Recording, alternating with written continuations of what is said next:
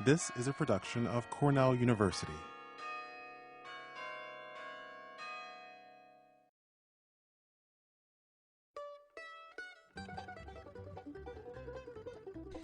Welcome to the podcast of Mann Library's Chats in the Stacks Book Talk series. In today's talk, originally presented at Mann Library on February 28, 2007, Hotel Administration Professor Jordan LeBel discusses pleasure and comfort, the allure of chocolate. Long interested in the relationship that people have with the foods they eat for comfort, Professor LeBel explores the history of chocolate consumption from its earliest roots among the Olmec Indians of Mexico to the current frenzy for all things chocolatey. Thank you for this very generous and kind introduction. I have to say, when I walked in, I noticed for the first time the banner over the door, and I saw my name, and I think it's the biggest I've ever seen it in print. And there's something a bit heady about that, like seeing it on a first book or first article. And then as I made my way up, any disillusionment or idea of self-aggrandizement quickly disappeared when I reminded myself you were really here for the chocolate. But I'll make you wait a little bit for that chocolate, because what I want to do with you is look at our relationship to chocolate and how come it is such, it is a food that is laden with so many associations, very deep, very emotional associations for many people. And the way I'd like to go about the presentation today is by casting the following idea or thesis out there, is that all of us, whether we like chocolate or we pretend we don't like it or we try not to like it and avoid it, all of us are cast in a certain relationship vis-a-vis chocolate, whether that relationship is that of the submissive craver, the dedicated lover, or what have you, the controlling parent who controls the delivery of the reward and the chocolate. All of us are cast in a certain relationship when it comes to chocolate. And what I'd like to do is examine how come we have inherited or have these relationships with our food, namely in this case chocolate. And the way I'd like to do that is take you through the following itinerary. First, a little bit of history, and this is the problem when a former chef like me, recycle marketing professor, recycle hotel school professor, gets his foot in history and in disciplines that are not really mine. I can easily get into a lot of trouble. So if it is your discipline and I don't do quite justice to it, please excuse my faux pas. But what I'd like to do when looking at history is try to identify the key moments, the pivot points in history that influence, still to this day, how we feel and relate to chocolate. And so I'll do that by looking at some key pivot points. We're not going to get to cover the entire history of chocolate. Anybody who says they can do that in half an hour or less is probably crazy or doesn't really know their history of chocolate. It's a very rich history, but we'll try to focus on a few key pivot points. Then after that, I'd like to look at the marketing of chocolate because, if you're a chocolate lover, it's a great time to be alive. And if you've noticed anything about the chocolate world right now, it is abuzz with many trends, some tasteful, some less so. We'll look at that and see what works, what doesn't, what's happening in the world of chocolate, and look at key marketing campaigns or things you might have seen out there. And then we'll talk a little bit about the making of chocolate, going from cocoa bean to chocolate bar. My sense is when you appreciate a little bit more how chocolate is made, the history of chocolate, then you never taste chocolate. You never eat chocolate much the same way. It's a little bit like drinking wine. You start by drinking sweet German stuff because it reminds you, as a wonderful German wines. Please don't be offended if you're a German wine fan. I happen to like them. But over time, you move on to perhaps things with more structure, with more personality. And the same is happening in chocolate right now. 2 weeks ago, if you saw the Wall Street Journal, they did almost an entire page article on chocolate acquiring its sort of letters of nobility, as we say in French. Many producers even including a 24-page booklet with their bar of chocolate. Now, I really wonder who reads a 24-page booklet before eating the bar of chocolate, but we can discuss that later. So we'll look a little bit at the making of chocolate, and I got some rare footage for you that I was fortunate enough to shoot inside the producing plant, one of the 16 producing plant of the #1 producing company in the world, who happened to have been my client for a couple of years, and so you'll see firsthand what does mass chocolate production look like. And then we'll end it with the reason you're really all here for, which is tasting chocolate, and we'll look at some tasting tips and how we go about tasting chocolate to get the most out of our enjoyment. So first, let's start by looking a little bit at the history of chocolate. And as I mentioned, I'm not going to cover everything in detail, but just a few key pivot points in the history of the food. What you have here is an excerpt of the Mendoza Codex. I actually saw a printout of it in the exhibit that's downstairs. And what you have in a page of section 2 here, and it's a document that dates back to 1541, is the best estimate. It's a bit of a glimpse of daily life and socio-political life during the times of the Aztec. Now, you might have read that the Aztecs were the first to cultivate the cocoa bean. That is, in fact, incorrect. It's been shown to predate the Aztecs and go back to the time of the Olmecs, who were the first to use the cocoa bean and transform it into a cold beverage. The Aztecs' contribution in all of this was to start using it as a warm beverage, one. Two, to really give the cocoa bean a central place in their economy, in their culture and in their economy. So the cocoa bean became a currency, really. And one of the ways we know this is partly because of the page, this page of the Mendoza Codex. And if you allow me to walk you through it, it basically outlines a tribute that was to be paid by cities that had been conquered to the central administration. So what was the tribute all about? Well, 40 skins of jaguar. We know this by the two skins that are there. Keep in mind that the Aztec numbering system was base 20. So each skin with that little sign above there represents 20 skins. So we have 2, so that's 40 skins. Where does the cocoa bean come in? Right next to the jaguar skin. Those are baskets of cocoa beans with 5 times 20, so 100 loads of cocoa beans multiplied by 2. So the tribute to be paid by this one city consisted of 200 loads of cocoa beans. So the cocoa bean really had a central role in the economy of the Aztecs, serving really as a currency. And I can't help here but to make a parallel to those little gold coins of chocolate we see very often in airports. We bring back as a treat. There again is a tie back to chocolate as a currency. Let's move a little bit fast forward in time, and I want to share with you this excerpt from a book by Girolamo Benzoni, dated from 1575. This is a bit of a landmark book because he was one of the few writers of the time to actually have experienced the cocoa bean and the cocoa drink firsthand in the New World, as the title of his book suggests, A History of the New World. And here's a passage that was cited in a fantastic book you have to read if you're interested in the history of chocolate by Co. and Co., dated 1996. That is somewhat the reference in the history of chocolate. And I quote here, "Chocolate seemed more a drink for pigs than a drink for humanity." Later on, he goes on to say, "The taste is somewhat bitter. It satisfies and refreshes the body, but does not inebriate." The fact that it does not inebriate is a key feature for the Aztecs and one of the reasons for the popularity of the cocoa beverage.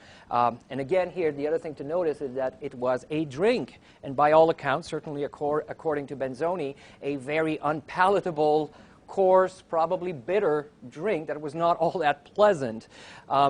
We fast forward a little bit to the Middle Ages, and sometimes I lecture to students about this, and they look at me like I've just fell off planet Mars or something, and I tell them about the medical thinking of the time and the theory of the 4 temperaments, which basically held that humans were prey at one time or another to 4 temperaments: phlegmatic, sanguine, melancholic, or choleric. Each temperament was associated with an organ, a time of day, a season of the year, and also an element: hot, cold, dry, or humid. Turns out that good health in those days was believed to be a product or a result of balancing all these things, balancing all these elements. And foods were also classified or categorized as hot or cold, dry or humid. And a lot of people are surprised to find out that chocolate was classified as a cold food, partly because it was a very bitter, unpalatable beverage. And so in order to make it palatable, what did you need to do? Well, you needed to add some hot substances, right? to make it a little bit more palatable. What were some of these hot substances? Well, there's some spices, sarsaparilla and things like that were being added to chocolate. Later on, cinnamon was also added to chocolate. And it's until the late 1800s that cinnamon was a key ingredient in the making of mass-marketed chocolate. Around the late 1800s, it was taken out, and now we're seeing a return to cinnamon being once again added to some varieties of chocolate. So just a little parentheses here, how this sort of medical theory of the time influenced the consumption of chocolate. Now, we've dispensed with this idea that moods or temperaments or humors, as they were called, reside in bodily organs. But keep that in mind. There's one association we still hold true in our society, and I'll come back to it when we discuss the marketing of chocolate. You'll see it in just a bit. Another defining moment in the adoption of chocolate, or the progression of chocolate through society, was the wedding of Anne of Austria to France's future king, Louis XIII. In 1615. She brings chocolate with her to France. The French at first consider it a vile beverage. They don't understand how come she drinks this. Keep in mind that a few years before, in 1569, the Pope at the time had sanctioned or had decided that drinking chocolate would not break the communion fast. It was considered so vile, it was not considered a food, so you could have as much of it as you'd like because it would not break the fast. 1615, Anne of Austria makes her entry into the court of France, brings the beverage with her. It took a few years, but over time it started being adopted by the aristocrats. Still, by 1636, the whole question of chocolate and overindulgent was a key question to be debated. Again, the Pope had sanctioned years before that it did not break the communion fast, so what do you think happened? A lot of people were sort of perhaps overindulging in the beverage at that time. And so this book, 1636, clearly discusses this idea whether chocolate breaks or not the communion fast and so on. An entire book on this subject. So you can imagine how hot of a topic that must have been. By 1652, chocolate is really a health food. Perhaps the first functional health food, if you want to think about it that way. This is a book from 1652, the cover page at least, Chocolate or an Indian Drink. The author did not visit the New World, did not have any first-hand contact with the food, but look at the subtitle, by the wise and moderate use whereof health is preserved, sickness diverted and cured, especially the plague of the gut, right? So that was the thinking at the time. In fact, in the Journal of Nutrition 2000, Dillinger and her colleague have looked at vast amounts of historical documents to try to inventory or repertory all the reputed therapeutic usage of chocolate at that time in history. And they came up with something like 118 so-called diseases, like the disease of the gut and so on, that were reputedly cured by chocolate. So there was a strong belief that chocolate was sort of a magical health food and therapeutic food at that. Before we go there, 1671, I told you Anne of Austria gets to the court of France, brings the beverage with her. Well, it didn't take too long for the aristocrats, other aristocrats, and the courtesan of the court to start using the drink. By 1671, Madame de Sévigné writes to her daughter, and she writes to her daughter and says, well, I heard you've fallen ill. What you really should do is drink more chocolate, because I hear it's really good for you. And just to show you how fickle the consumer of the time was, not just today's consumer, 2 months later, actually 2 months and 4 days later, she writes back to her daughter and said, oh, my dear, I've been led astray, as I often am. I hear now chocolate is really not as good as it was supposed to be. Please discontinue any use you're making of it. So just goes to show how things would fall in and out of fashion even at that time. We fast forward a little bit to 1739, where chocolate was really becoming a mainstay, at least in the French diet, and becoming a very, very popular beverage, breakfast beverage. And you have here a painting. Actually, I also saw a scan of this in your exhibit downstairs. A painting by François Boucher, and what you have there is the major domo serving the morning chocolate, and what looks like a coffee maker but really is a chocolate maker, where you would froth the chocolate, and there would usually be a little gizmo, a little wooden stick that would protrude out of the opening right here, and you would use that to stir the chocolate and froth it. If you've ever been to Mexico and wandered the markets there, you might have seen an odd-looking wooden object that's all sculpted, and unsuspected tourists will pay up 10 to 15 bucks. It's not worth more than 5 bucks, really. And what it's used for is to froth the milk. It's called a molinillo, and I wish I'd brought a picture now that I think of it. But still in Mexico, frothing chocolate is a big thing. In fact, you see many little children getting together with their grandmother or their mother, and that's a big sort of family event to froth the chocolate and drink it together. So by 1739, a very big breakfast tradition, and it will stay that way in France for many, many years to come. I'll show you some images later. 1780, and now we're crossing to this side of the Atlantic, where a Dutchman begins to import cocoa paste, and together with a certain Dr. James Baker, starts producing this chocolate paste, and I draw your attention to the tagline here, homeopathic. So we're still in the domain of therapeutic properties, healthful type of properties. And if you wonder, that is the same Dr. Baker that you find on the grocery shelves today. If you go down to Wegmans, you will still see their 225th anniversary packaging from 2 years ago. So it really is the oldest brand on the grocery shelf. This is another ad for their breakfast cocoa. So notice the association to breakfast and cocoa. And I draw your attention to the writing here at the bottom. Of the highest value is an article of food in all climates and under all conditions of living. That doesn't sound like a pleasure food to me. That doesn't sound like it's very comforting. It seems to be all about functionality. It seems to be all about staying warm, staying alert, getting your daily, value of sustenance. Now, the reason I bring this up is a few years later, particularly in France, there was a defining moment in the history of chocolate.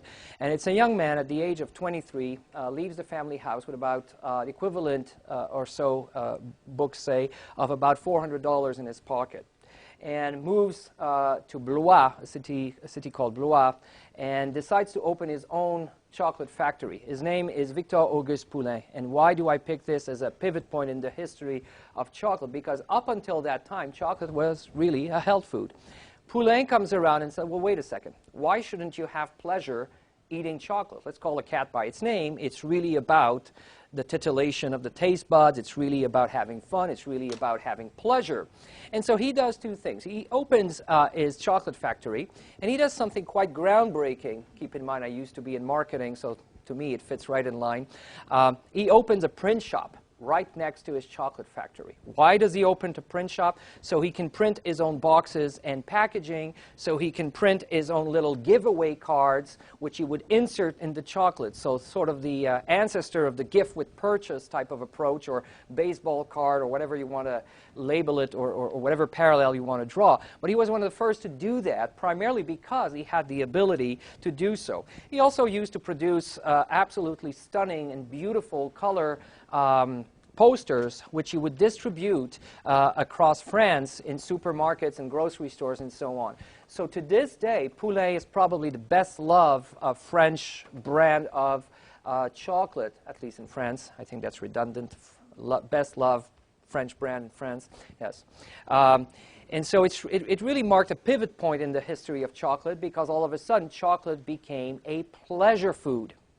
And many of his competitors started mimicking the marketing technique of giving little things away, of drawing up posters. So, it really marked a change in the marketing and in the approach to selling chocolate and positioning chocolate, at least, as a pleasure food.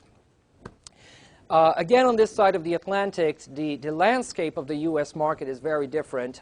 It was clearly defined and shaped by a handful of gentlemen, namely Milton Hershey, who started his career making caramels. And a few years after starting his caramel factory, bought a machine called an enrobeuse, which is basically used to cover the chocolate, the caramel with chocolate. And at some point, got an idea that there probably was more money to be made in chocolate than in caramel, sold the business for about $1 million, invested all the proceeds in building the company, and I guess the rest is history, as they say. And he certainly was one of the defining figures at the turn of the century in the industry of chocolate here in America. Followed closely by Frank Mars. Etienne Guittard and Ghirardelli are a little bit lesser known. Ghirardelli a little bit more so now that they have deep financial backers and are increasing their marketing and their presence. Guittard, as a company, made a decision a few years ago to corner the food service market. So if you deal with high-end food service, you probably know this company because they sell a lot to restaurants and high-end chocolate maker. I put Joseph Dra here. He's actually a Belgian fellow from Belgium who actually started the Godiva company, and in 1966, if my memory serves me right, sold part of the company to Campbell Soup, and later on Campbell bought the remaining shares of the company and now controls the company. So that's a bit of a quick overview, a supersonic flyby, if you will, of key moments in the history of chocolate. I like to move a little bit now to the marketing of chocolate, because it is really, as much as chocolate is a huge industry, it is, after all, the third largest traded food product in the world, behind sugar and coffee. And with good reason. You can imagine why sugar is there at number one, because it enters in the consumption of coffee and in the production of chocolate. But I'd like to look now at the marketing of chocolate. And of course, who says market? When you say marketing, you really are inevitably led to consider gender differences, how different men and women relate to different products, namely chocolate. There were a number of very, very serious studies, and I want to share one with you that has finally uncovered the mystery of the female brain.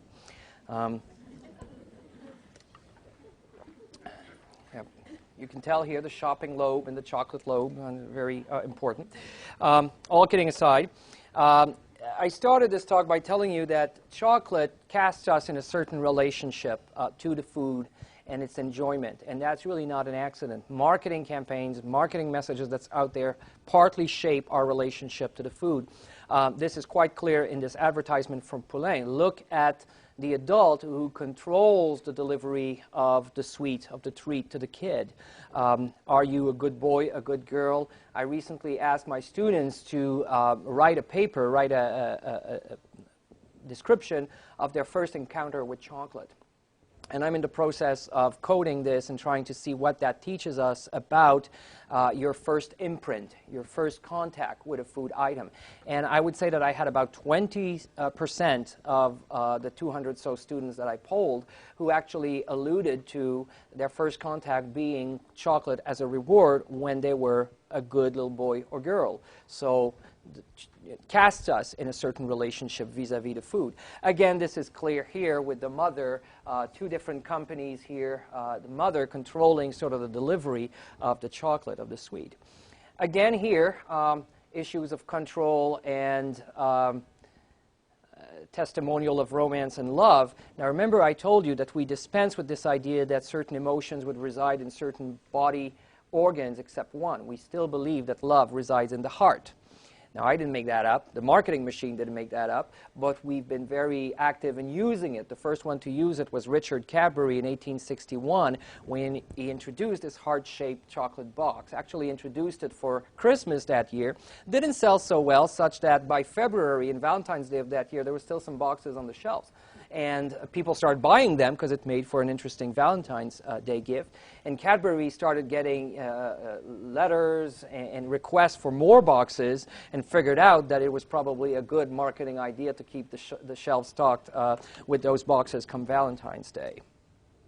And we still use this association very much so to this day to sell just about anything. This is an ad for a car company, not for chocolate. If you haven't seen, I draw your attention to the Mercedes logo here. So let's see, which one would you rather have? A Mercedes, a chocolate box? You figure it out. Men and chocolate is an entirely different story, however. Certainly in this country, in this side of the Atlantic, and even in parts of Europe, most men's introduction or relationship to chocolate is often accompanied with wartime events. A great book on the industry of chocolate is The Emperors of Chocolate by Joel Brenner. I strongly invite you to read this if you're interested to get a glimpse at the politicking and the battle that raged on between Hershey and Mars in trying to land the contract from the U.S. government to provide soldiers with chocolate rations.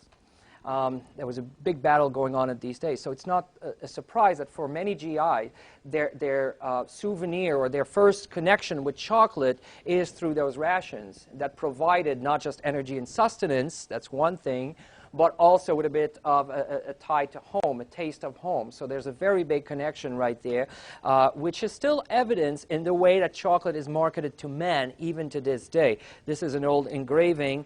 Here's another one from Cadbury. Look what it says. Makes strong men stronger. So we're really not dealing with pleasure here. We're dealing with energy and sustenance and very manly types of attributes and characteristics. If you think this is gone, look at this. Snickers, close to 65% of their market is men, and look at how they position it. Hungry, grab a Snickers. We're talking hunger satisfaction here. We're far removed from the way chocolate would be sold to a woman, for example. So two different approaches for each gender. Obviously, if you've looked at the chocolate industry right now, and if you've checked out what's happening, there's chocolate pretty much everywhere. If you're not happy eating it, you can smother it all over your body or do other things with it. Hershey, of course, offers these fondue wraps. I've had I would say good fortune or luck to have one a few months ago. I say good fortune because I'm not really sure, because afterwards, and I was sort of forewarned that there's a bit of an energy boost, but I was bouncing off the walls for the next 3 days. Partly because your body takes in some of the nutrients and properties of chocolate. Cocoa Therapy is a line of product that was introduced by Origin in connection or in collaboration with Jacques Torres, a rather well-known New York chocolatier, chocolate maker. Of course, come the chocolate show every year in New York and Paris, you always see designers coming up with chocolate dresses. If you looked at the Food Network last week, there was actually a competition challenge where I believe 5 or 6 chocolate makers were handed the challenge in 8 hours or less to create a chocolate dress that could actually be worn. Not all that comfortably, but could actually be worn, at least for a few minutes. Chanel, a few years ago, came up with a watch, the chocolate bar watch. Moschino, more than 10 years ago, one of their best-selling bags was the chocolate-dipped handbag. And countless perfume are coming out now with chocolate notes. I recently bought one to my great chagrin because I didn't read the print very carefully. It was chocolate and praline. And I was unfortunate enough to put some on myself, and I had to run away because everybody sort of wanted to. I'll let you figure it out. We even now have a cell phone called chocolate. Now, what does it do for you to have a cell phone called chocolate? What relationship does it cast you in when you put your cell phone to your ear? What does it do for you to have a chocolate cell phone? I don't quite get it, but I guess there must be some marketability behind this. Another big trend that is bound to explode or expand even more is the chocolate lounges that have been opening left and right. Max Brenner is actually an Australian company. They already have 20, 30 such chocolate lounges in Australia. They've opened a few on this side, on this continent. This is a picture of the one next to the Virgin record store on Union Square in New York. Ethel's Chocolate was a small company up until a few years ago when Mars decided to inject money in it to become a partner and allowed Ethel's to open up many, many more outlets, primarily in Chicago.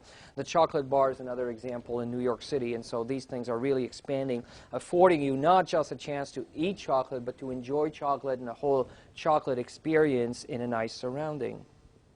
Of course, if you're not happy with that and you need to have chocolate by your lips all the time, here are a number of lip balms flavored from everything, with everything from Hershey to Reese's Pieces and Tootsie Roll and so on. Now, in the world of ready-to-eat chocolate, that's probably where the greatest battles are being waged right now, with the move slowly by many consumers to dark chocolate. You know something is up when a company like Hershey decides to go full throttle and introduces a dark chocolate bar, mass market dark chocolate bar. That was done last year. Hershey has also gone out and started buying smaller producers like Scharfenberger. But what I want to illustrate here is that in an industry that is controlled by really 5 multinational companies, there is still room for a smaller producer. When delivering, when designing and producing a good product, smaller producer, thanks to distribution channels like the internet, can actually succeed and compete quite effectively. It's still a tough business to be in, but despite the fact that 80-some% of the world's production and consumption is controlled by 5 multinationals, smaller player can still succeed. Another big trend, and I particularly enjoy this because I think it's very telling of the relationship we have with our food as more than just a bundle of nutrients. This is a company called Nutri. They're from Belgium with a distributor based in LA. What I like about them is instead of giving flamboyant names to their chocolate that doesn't mean anything to anyone, they associate them with an emotion. And they've paired with aromatherapists and people who help them design concoctions that would help you feel a certain way. So this one is Renew. This is dark chocolate with black currant, and it is said to be rejuvenating. Out with the old, in with Renew. Savor the sweet sophistication of an antioxidant rejuvenation of black currant and dark chocolate. Renew, refresh, repeat. Pretty cheesy marketing message, if you ask me, but it is trying to pair a flavor with an emotional consequence. Here's another one. If you didn't like Renew, maybe you prefer to feel sexy, with a bit of ginger, which is said to be energizing. So what I like here is the fact that we're selling you chocolate not just for its taste, but also for some of its physiological and emotional or psychological consequences. Here's another example. This is probably the most expensive mass-marketed product. I say mass-marketed, but it's still a fairly small quantity. Another big trend is the single origin chocolate that is made with a single bean of carefully controlled origin, a little bit like the Grand Cru or the first growth in wines. This is an example. It's the Porcelana bean, which is probably the rarest and best example of a family of beans called the Criollo.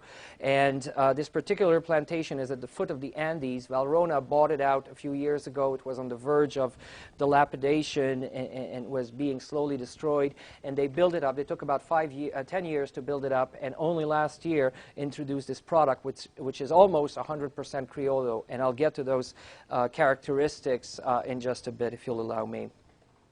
Certainly another big trend that no one can escape these days, because it seems that there's a new chocolate study coming out every other issue of the New England Journal of Medicine, is about the health properties or benefits of chocolate. Mars having funded a lot of this, and a couple of years ago came out with this product, Cocovia, where they boldly make the claim that it will help you reduce bad cholesterol and promote healthy circulation. So very bold claims, and I would bet right now if you ask the average consumer if they've heard about at least the benefits of chocolate, they would have to say yes, because it hits the radar screen, it hits the national newscast just about every other week or so with new findings and so on. What's interesting to me, if we tie back to some of the things we've talked about and how chocolate used to be a health food, it seems to me that now research is finally documenting and proving some of those reputed health properties that intuitively, at least, people in the Middle Ages hypothesized. So it's kind of interesting to see now that we're going ahead and documenting and proving some of these things. Another trend, and I've alluded to it before, is a return to some traditional combination or older recipes of making chocolate, incorporating in chocolate various spices. Perhaps the biggest proponent of that is this approach is Katrina Markoff and her company Vosges Chocolate, where every season they introduce a new line of chocolate, so a parallel with fashion here. This term they introduce Jamaican spices and a collection of chocolate that includes various spices. Last year I tasted her white chocolate and dried olives. It sounds kind of disgusting, but it's actually quite interesting. So just to illustrate, again, yet a new trend in chocolate. Here's another. This is a blatant self-promotion, I agree. the mix or the pairing of chocolate and alcohol. When I was a student, the first restaurant management degree that I took more than 20 years ago, I was told that thou shalt not mix chocolate with alcohol. And needless to say, those outdated principles have been sort of discarded over the years, and there are some delightful matches or pairings to be achieved with chocolate and alcohol. In fact, on the back of the handout, I've sketched out some of the pairings that I've always worked for me in various contexts, and you might want to try them at home. I think there's something quite fun when you host friends for the weekend or whatnot, and instead of slaving and spending hours coming up with a fancy schmancy complicated dessert, you just break open a nice bar of chocolate and enjoy it with the remainder of your red wine or whatnot. So you might want to check that out.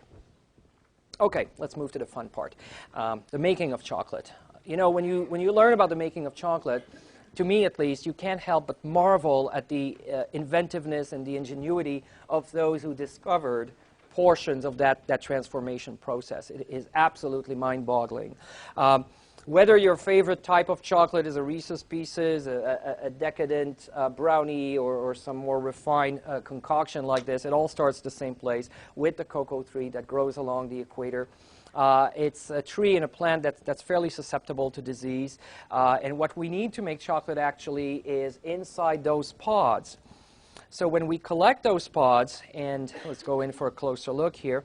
When we collect those pods, we have different types of beans. Let me just backtrack and make that clear. I sort of skipped through that. Three sort of broad families of cocoa beans, the Criollo, the Forastero, and Trinitario. The first one is approximately 0.1% of world production. It's a very rare type of bean, a very fragrant type of bean. It produces chocolate with very fruity and aromatic properties. It's a very expensive bean also to acquire and to use when you're making chocolate. Chances are, if you're a chocolate fan and if you've consumed a lot of chocolate in your life, you probably consume Forastero beans. They're the workhorse of the industry. They're about 45% of world production. The rest is made up of the Trinitario bean. And it's very difficult when a chocolate makes a claim that it's 100% of one bean. It's very difficult to backtrack and to really certify that, but it is somewhat doable.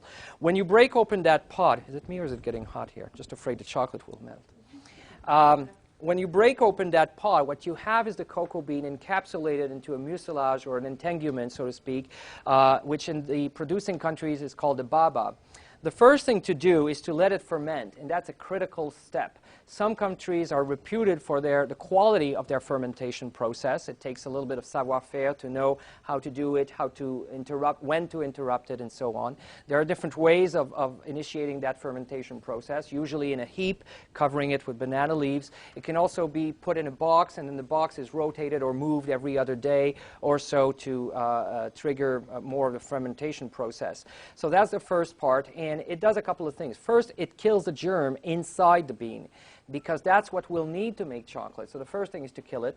The second thing, which is very destructive when you think about it, but the whole of our food industry and food practices are very destructive. I digress. The second thing to do is to begin, what the fermentation does is to begin to impart flavors on that germ so that we'll be able to use it to produce chocolate. The second step is to allow it to air dry. And we do that by spreading it like that in open air. We cover it. There's usually some tables that can be rolled over the beans when it rains and so on. And we let it air dry for a few days, up to a week or so. And that's when the beans actually reach this stage.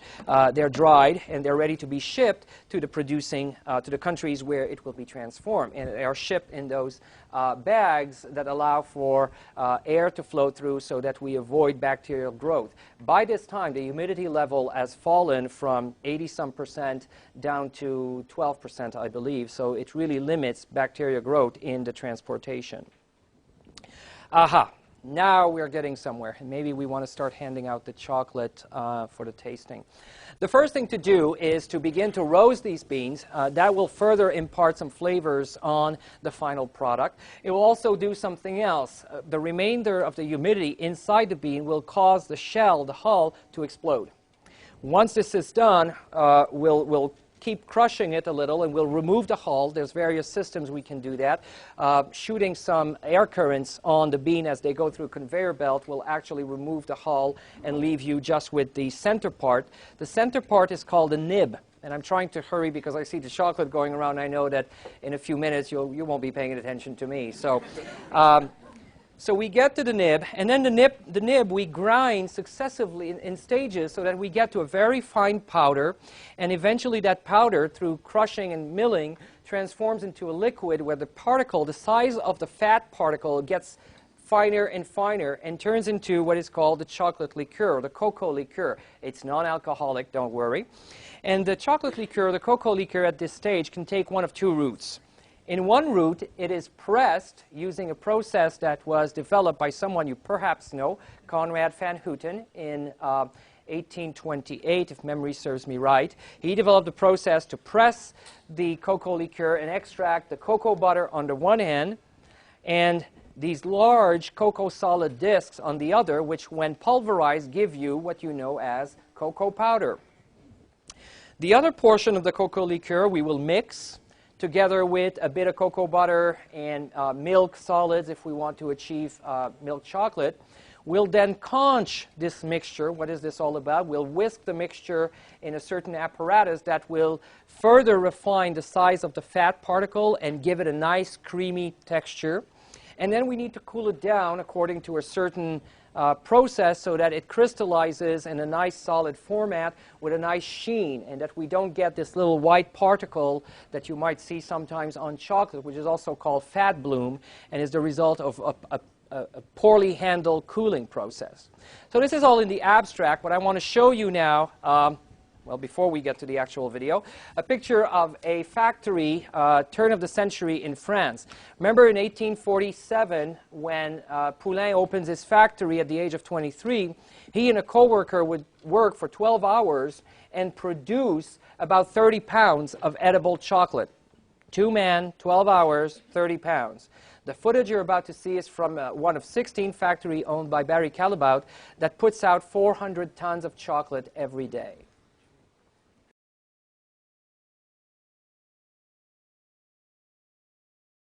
To the final product. And so by virtue of some of the decisions that were made making this chocolate, you're getting a little bit of caramel. Anybody got a little bit of banana on the finish when you were breathing in from your mouth, exhaling through your nose? No banana? Oh, thank you. Tell you what, because you did, you get a chocolate bar, you get a gift.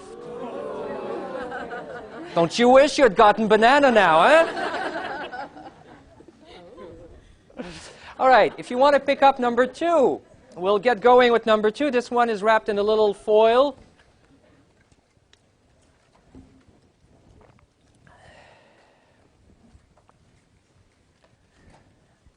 Now again, you want to look at it. Obviously by the color, we're not dealing with the same thing here. Different sheen, different brilliance on the top. You want to smell it. Already by its smell, you should be picking up that you're going to be dealing with something probably a little bit bitter. Even the aromas that hit you a little bit more aggressive with this chocolate. And then notice the sound that it makes when you cracked it. Much more, yeah, real sound this time. Very sharp, very clean and crisp, right? Now on the tongue, what's it like? What's the attack like? Let it melt a little, chew it a couple of times, and what's the attack? A little bit the side of the cheeks there, it's some bit mouth puckering. And then once you chew on it a couple of times and then swallow, notice the evolution and the finish. What is that like? Give me some of your impressions. Banana? Nice try. Nice try. We got a little bite that's reminiscent of pepper. I heard that somewhere, right? Anybody got citrusy on the end, right? Well, you already got. See, he learned right. He's raising his hand. He got citrus. Well, you got your gift for the banana. Now let's see. What do you guess would be the percentage of this chocolate? I got 50. I got 50. Do I hear more than 50? Do I have 52? 52. Do I hear 52? 60. I got 60. Do I hear 61? Let's see. Well, you said 61. So you get a gift too. This is dark chocolate with pink peppercorn. There you go. Now you're close, but not quite. This is a 62%, and it's an American-made chocolate. If you got a little bit of astringency at first and a little bit dryness, it's normal. It's typical of the way this chocolate maker makes his chocolate. Scharfenberger is one of 12 companies at the moment that actually does everything from scratch, selects the beans. One of 12 companies in the U.S., I should clarify. They do everything from scratch, select the beans and so on. They were purchased by a division of Hershey 2 years ago. While that made some of their diehard fans kind of frown, one thing that it did is certainly improve their distribution. They have them at Wegmans, if you like this. I don't work for them. This is not a selfish plug. And from my end, I was always a big fan of their product, certainly for cooking. They have some very interesting product. What it did when Hershey acquired them is you no longer had empty shelves at Wegmans. So it certainly improved the distribution process there. Let's move on to number 3. What is number 3 like? The look, the appearance, the smell, certainly. Anybody not have 3? Anybody not have number 3? Yes? What is this like? Now, what's the attack? The attack will be very different in this case. Very dry, right? Thumbs up, thumbs down. Oh, I get thumbs going different ways. This don't count. Down. I think some younger folks up here, thumbs down. That's kind of normal. With chocolate, we know that there's an age and there's a gender difference. All things considered, women tend to prefer sweeter chocolate. That changes with age. As your taste buds evolve and change, lose a little bit of perceptual acuity, most of us tend to move toward darker, less sweet type of stuff. So I'm not surprised to see that some of the younger people don't like it. Those who said thumbs up, what did you get from this? Woodsy. Very woodsy, nutsy. Yeah. Mm-hmm. What was the attack like and the evolution like? Compare it to number 2 in terms of how it evolved. And if you had to guess, what percentage are we dealing with?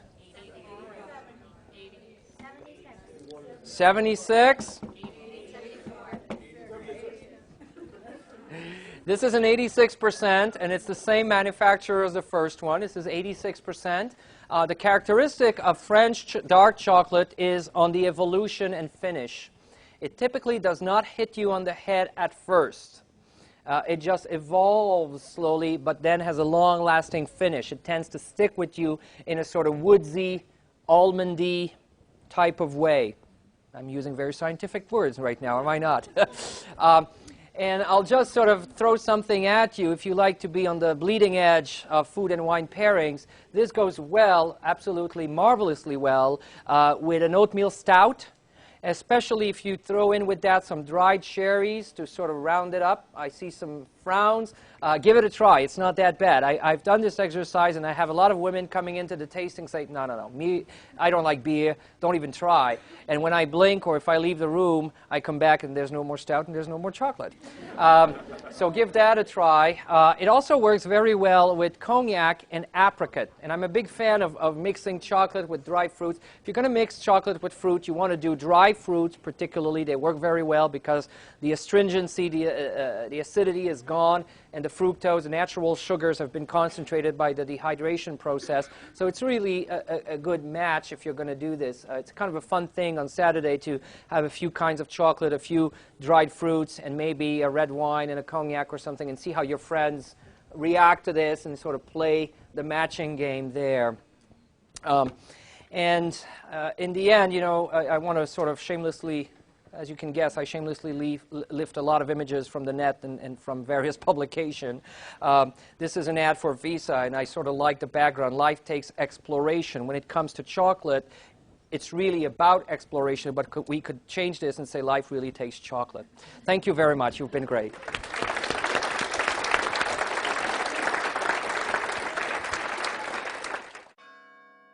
This has been a production of Cornell University.